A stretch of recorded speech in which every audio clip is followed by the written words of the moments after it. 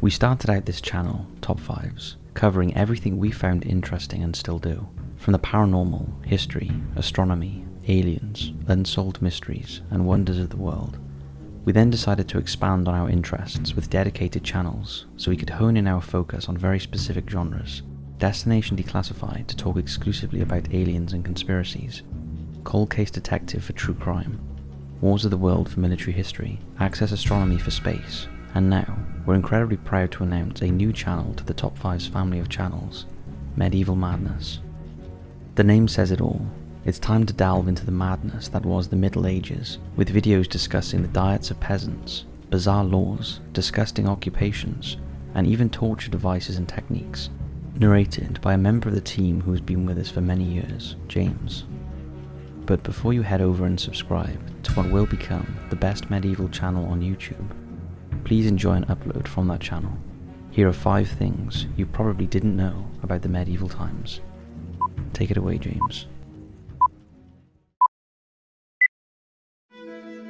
A lot has been written about the medieval period, and a lot of it generally portrays the people as being unsophisticated, cruel, and ignorant. Superstition was a dominating force that filled people's lives. Violence, death, and disease skulked around every corner, waiting to pounce. But there are also many misconceptions about the Middle Ages, making it one of the most fascinating periods in history. Let's travel back in time and look at 5 things that you probably didn't know about the Middle Ages. Welcome to Medieval Madness.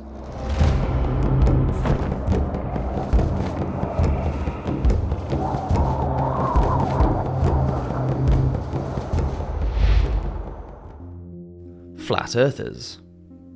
Now, this first one probably belongs to the realms of Victorian myth-telling, such as Viking helmets having horns and the laws of Prime Noctis, which is the liege lord having the right to sleep with a newly married woman. Just as it is today, anyone in the Middle Ages who believed in a flat Earth was thought to be unenlightened.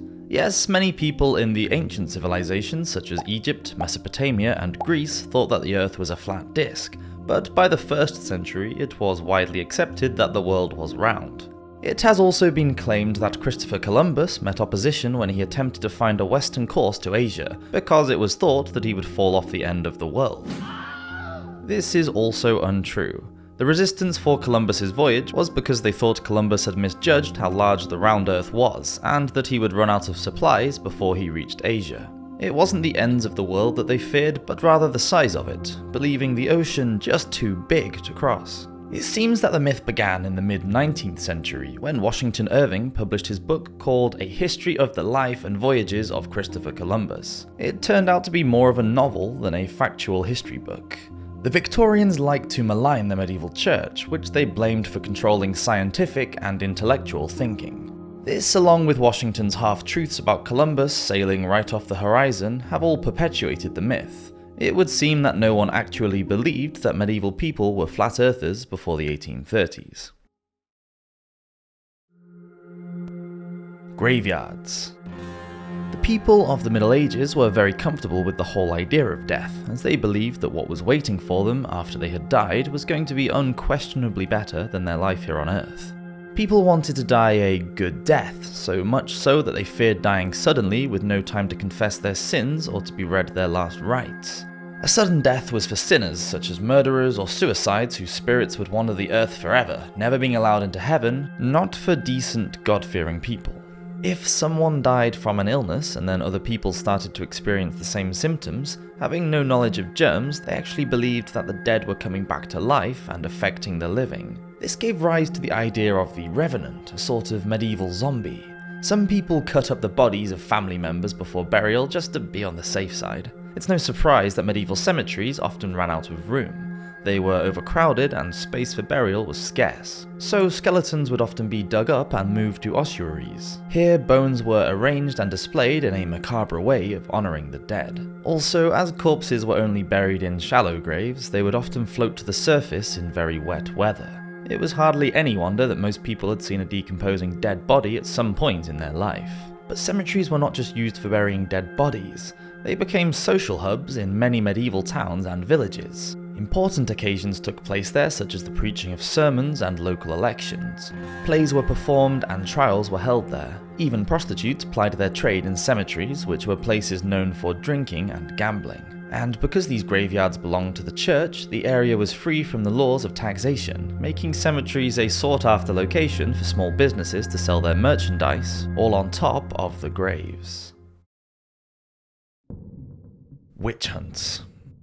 Throughout most of the Middle Ages, the church regarded magic as a laughable nonsense, and denied that witchcraft even existed. It was denounced as just pagan superstition. Saint Augustine of Hippo, the 5th century theologian, stated that any pagan religion and magic was created by the devil to tempt humans away from the truth of Christianity. However, he also said that neither the devil nor his followers were capable of producing any physical magic or even of having any real magical powers, so there wasn't any reason for the church to hunt down any witches because their powers didn't exist. The 8th century missionary Saint Boniface agreed, stating that just to believe in the existence of witches was unchristian. Bishop Agobard of Lyon rejected the idea of witches, and King of the Franks Charlemagne said that anyone caught burning a so-called witch at the stake should be condemned to death.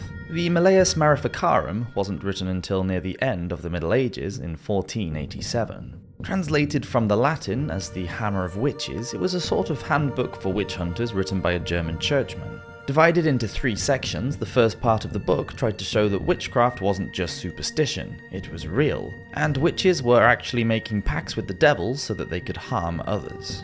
In fact, it went so far as to say that not believing in witchcraft was a blasphemy, which was quite the opposite of earlier treaties. The second section set out to prove the actual harm that these witches could do, and the third part gave a detailed account of how to find, arrest, interrogate, and execute them.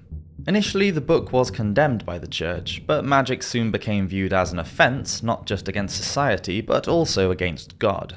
Yes, there were some witch trials in the Middle Ages, particularly in those countries that spoke the Germanic languages during the 1400s, but those accused were prosecuted by civic authorities rather than the church. In England, witch trials didn't really become common until the reign of Elizabeth I. The Children's Crusade. This is quite a strange event that took place in medieval Europe.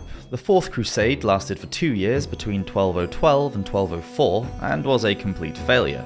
The Crusaders didn't even reach the Holy Land and seemed more interested in looting and pillaging across the Byzantine Empire instead, which culminated in the sack of Constantinople.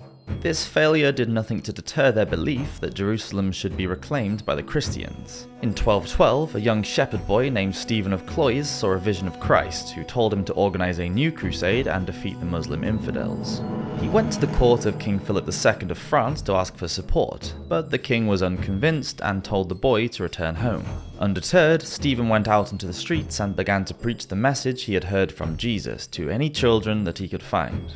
This resulted in a huge group of young girls and boys all marching through the towns and villages carrying symbols of Christianity such as crosses and candles.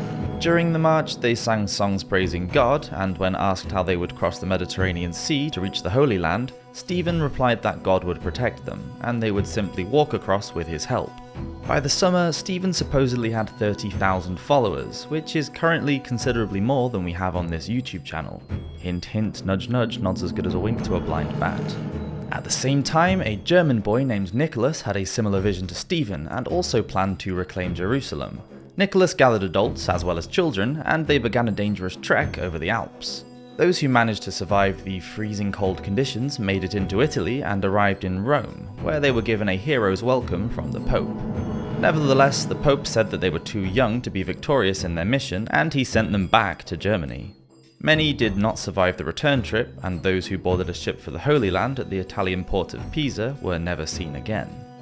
As for Stephen of Cloyes, it is said that many of his followers died on the way back to Marseille harbour in France. The distances were too far for small children to walk, and sadly the prediction concerning the Mediterranean Sea did not take place, and the children had to cross by boat.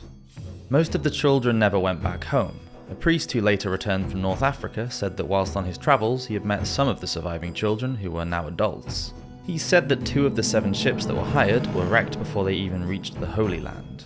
The other ships were taken by pirates, and the children were sold into slavery. It's difficult to know what actually happened to those who joined the campaign.